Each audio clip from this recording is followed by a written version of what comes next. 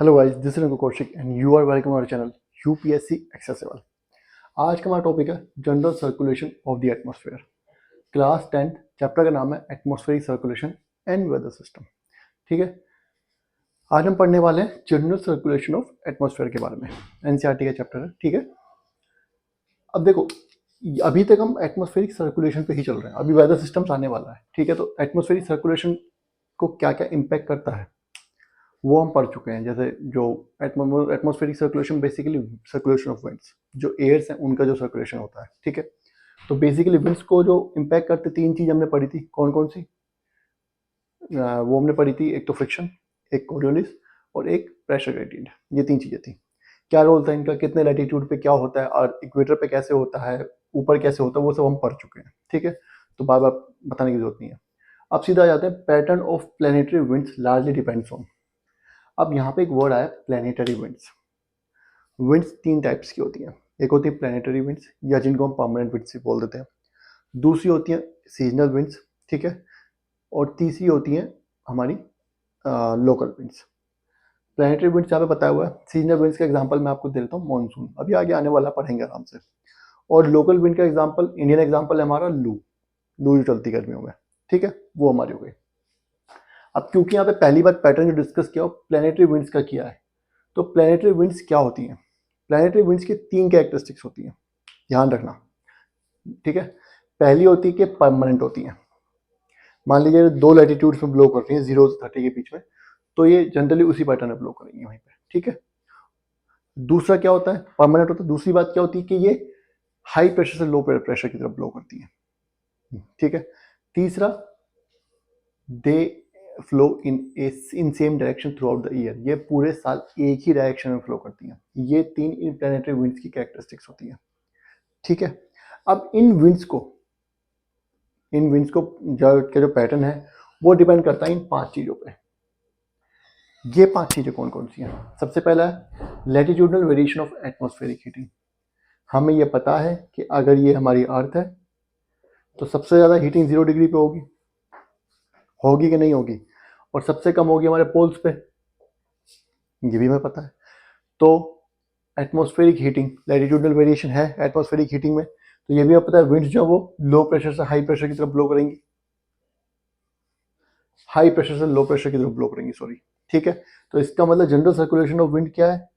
वो विंड जो आएंगी वो इधर से इधर की तरफ आएंगी, है ना, और यहाँ से ऊपर उठने के बाद फिर ट्रोपोपॉज से टकराएंगी और वापस फिर उस तरफ आधी इधर चलेंगी और कुछ उधर जाएगी। इधर से भी ऐसी होगा, हाई प्रेशर से लो प्रेशर की तरफ चलेगी। ठीक है, क्यों? पता है हमें, यहाँ पे लो प्रेशर है, हीटिंग ज़्यादा, हवा गर्म है, ऊपर उड़ गई है, तो आसपास की हवा उसको भरने के लिए आएगी। ये बात तो पता है। तो लैटिट्यूडनल वेरिएशन जो एटमॉस्फेरिक हीटिंग में, ये भी पैटर्न डिसाइड करता है विंड का, कि विंड जो है, कोई भी विंड जो है वो किस डायरेक्शन फ्लो करेगी। हालांकि ये इतना सिंपल नहीं है। अभी आ रहा है second point, emergence of pressure belts.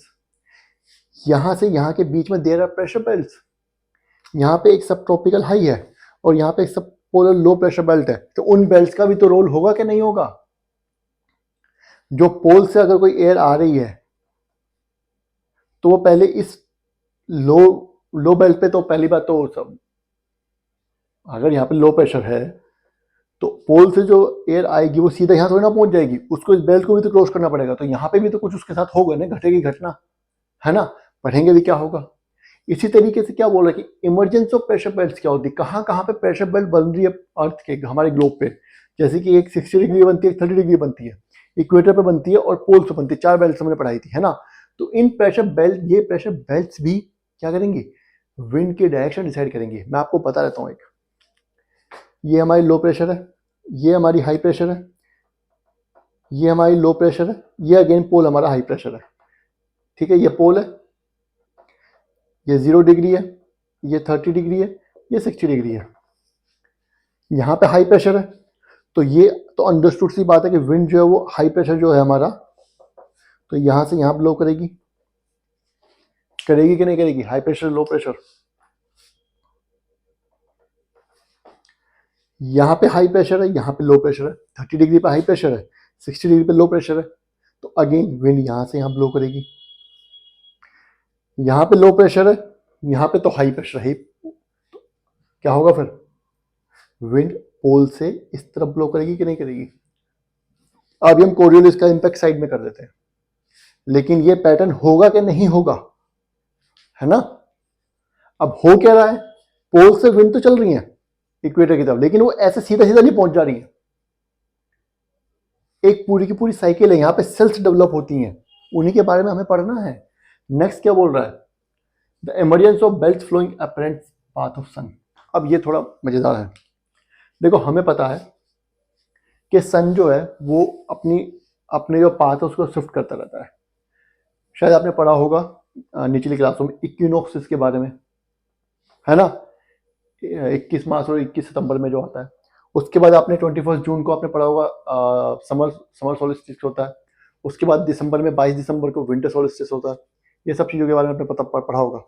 होता क्या है जनरली, ये होता है कि ये मान लीजिए हमारा अगर अर्थ है, ये हमारा इक्वेटर है, तो हमें अभी तक ये पता है कि सन जो है वो डायरेक्टली शाइन करता है इस इक्वेटर पे, ठीक है।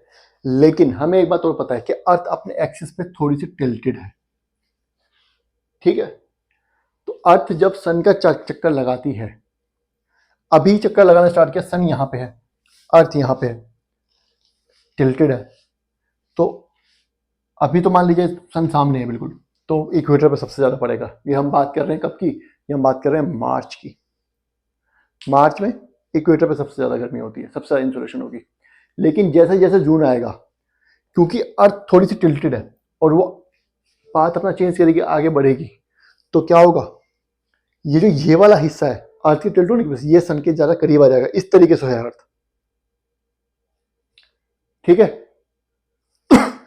जब अर्थ यहाँ पे थी, मान के चलिए ये अर्थ है, ये सन है, अर्थ यहाँ पे थी, सबसे ज्यादा इंसुलेशन यहाँ पे बढ़ रही थी। अब अर्थ आ गई यहाँ पे, तो अब सबसे ज्यादा इंसुलेशन यहाँ पे पड़ेगी, क्योंकि ये हिस्सा आगे है, समझ गए? ये है हमारा आ गया ये जून, 21 जून, इसको बोलते हैं हम विंटर सोलिस्टिस। अब फिर दोबारा क्या होगा, फिर दोबारा जून आते आते अर्थ सन के पीछे पहुंच जाएगी, फिर वही होगा, पीछे पहुंचेगी तो फिर दोबारा इक्वेटर पे क्या होगा, इक्वेटर पे मैक्सिमम इंसुलेशन होगी। ये आ गया हमारा सितंबर। स्टार्ट कहां से हुआ था? मार्च से, 21 मार्च से। ये हमारा चल रहा है 21 सितंबर। अब जब अभी पीछे थी, अब फिर दोबारा घूम के यहां आ जाएगी।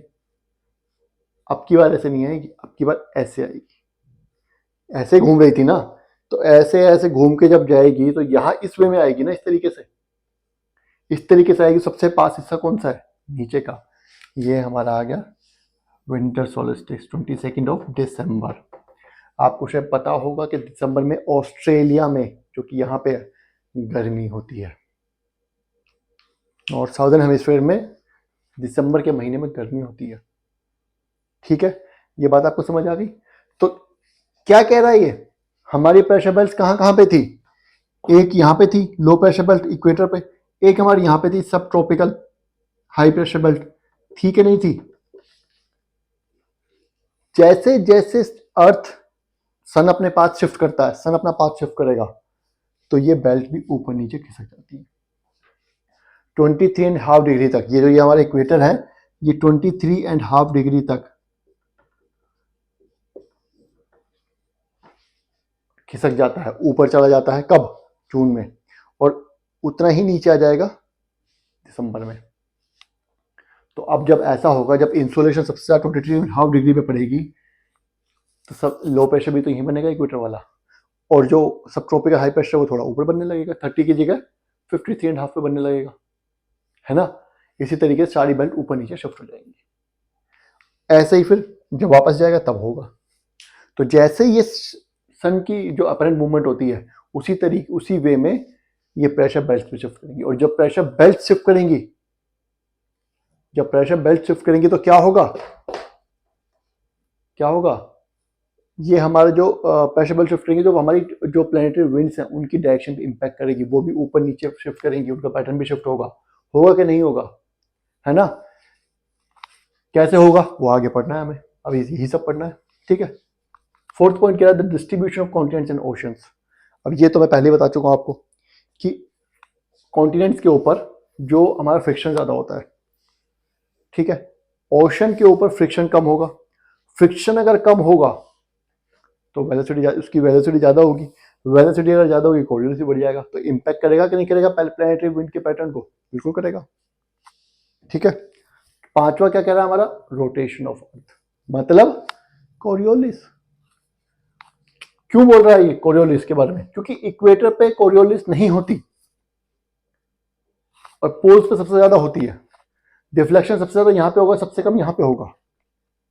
तो प्लैनेटरी विंड्स के पैटर्न को इम्पैक्ट करेगा कि ये नहीं करेगा? जो विंड यहाँ पे चल रही है वो बहुत ज्यादा डिफ्लेक्ट होगी, जो यहाँ पे चल रही है वो नहीं होगी। सबसे बड़ा एग्जांपल हमने लास्ट क्लास में पढ़ा था, इक्वेटर्स पे साइक्लोन्स, ट्रॉपिकल साइक्लोन्स नहीं बनते हैं।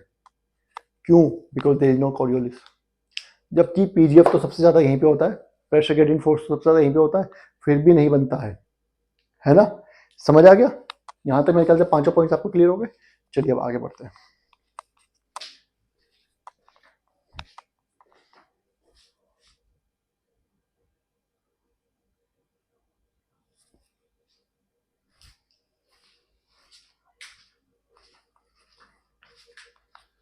चलिए आगे बढ़ते हैं। अब देखिए, हमने प्लैनेटरी विंड्स के बारे में डिस्कस कर लिया। प्लैनेटरी विंड्स क्या होती हैं ये भी मैंने आपको बता दिया, और प्लैनेटरी विंड्स किन का जो पैटर्न है वो कैसे, इनफैक्ट मतलब जो पैटर्न किन किन चीज़ों पर डिपेंड करता है वो भी हमने पांच जो फैक्टर्स है वो हमने पढ़ लिया। अब आप कहोगे कि चलो सब कुछ हो गया, जो टॉपिक का नाम है वो तो बताया ही नहीं। तो क्या होता है जनरल सर्कुलेशन ऑफ एटमॉस्फेयर? होता क्या है actually? The pattern of movement of the planetary winds is called general circulation of the atmosphere। मैंने आपको बताया कि planetary winds जो है, planetary winds क्या होती हैं? इनकी तीन कैरेक्टरिस्टिक्स हैं। पहली बात तो परमानेंट होती है, दूसरी बात वो हाई प्रेशर से लो प्रेशर की तरफ ब्लो करती है हमेशा, तीसरा वो पूरा साल एक ही डायरेक्शन में फ्लो करती है, उनकी डायरेक्शन चेंज नहीं होती, ठीक है।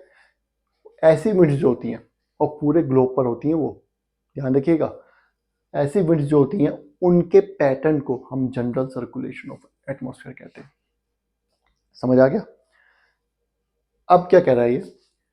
The general circulation of atmosphere also sets in motion the ocean waters circulation which influences the earth's climate. जी हाँ, जब ये विंड्स ब्लो करती हैं समुद्र के ऊपर, तो समुद्र में भी ओशन करंट्स डेवलप कर देती हैं कि पानी उनके साथ साथ बहने लगता है उसी डायरेक्शन में। अब आप कहोगे कि मैंने लास्ट क्लास में ये बताया कि ओशन के ऊपर मिनिमम फ्रिक्शन होता है, जब फ्रिक्शन ही नहीं होगा, फोर्स ही नहीं लगेगी, तो पानी कैसे फ्लो करेगा?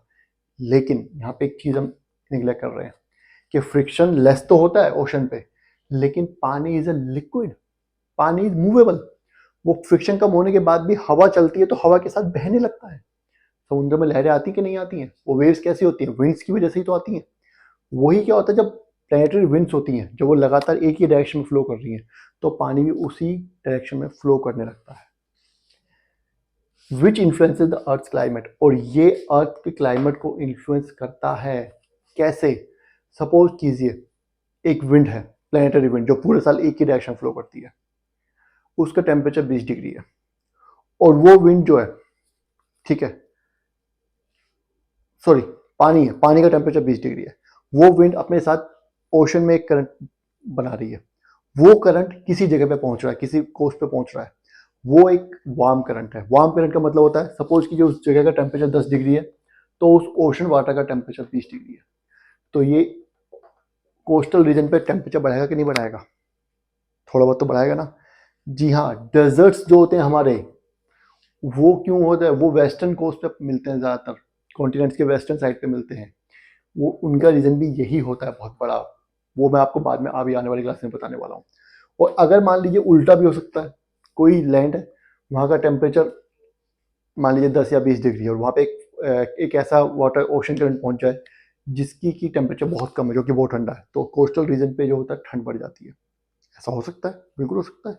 तो क्या कह रहा है कि जनरल सर्कुलेशन ऑफ एटमॉस्फेयर जो वो ओशन वाटर को इम्पैक्ट करता है, और वो ओशन करंट्स जो डेवलप होते हैं उस इम्पैक्ट की वजह से वो अर्थ के क्लाइमेट को इन्फ्लुएंस करते हैं, ठीक है। अभी आगे ओशनोग्राफी में यही सब पढ़ना है, ठीक है, ये सब चीज़ें अभी आने वाली हैं। अब क्या है इसमें, ये हमारा टॉपिक है जनरल सर्कुलेशन ऑफ एटमॉस्फेयर। ये इसका जो बेसिक इंट्रोडक्शन था वो मैंने आज करा दिया। आगे क्या है कि वो पैटर्न के बारे में तो हमने पढ़ लिया, क्या कौन कौन फैक्टर्स उसको इन्फ्लुएंस करते हैं। लेकिन वो पैटर्न एक्चुअली है क्या, ये फिगर 10.6 में जो दिया हुआ है ये पैटर्न है क्या, ये पैटर्न मुझे अब आपको समझाना है। इसमें आप हमें 3 सेल भी बनेंगी। इसमें मैंने आपको 4 प्रेशर बेल्ट भी बताई हैं। इक्वेटर पे लो प्रेशर बेल्ट बनती है, फिर सब ट्रॉपिकल पे हाई बनती है, फिर सब पोलर लो बेल्ट बनती है, फिर पोलर हाई बनती है। ये चारों बेल्ट्स भी होती हैं। इन सबको रिलेट करके अब हम पढ़ेंगे कि आगे वो पैटर्न कैसे बनता है, कैसे डेवलप होता है। ठीक है, वो हम करेंगे नेक्स्ट क्लास में। ये वीडियो हम यहीं पे ख़त्म कर रहे हैं क्योंकि वीडियो बहुत लंबी हो जाएगी। अगर आपको एक दिन में दोनों वीडियो देखनी है तो आप देख सकते हैं। तो इसका पार्ट 2 आएगा, उसमें हम आगे सर्कुलेशन को डिस्कस करेंगे, तो ये सर्कुलेशन आखिर है कैसा। ठीक है, चलिए तब तक के लिए अगर आपको वीडियो पसंद आई तो लाइक कीजिएगा और चैनल को सब्सक्राइब करना। Thank you.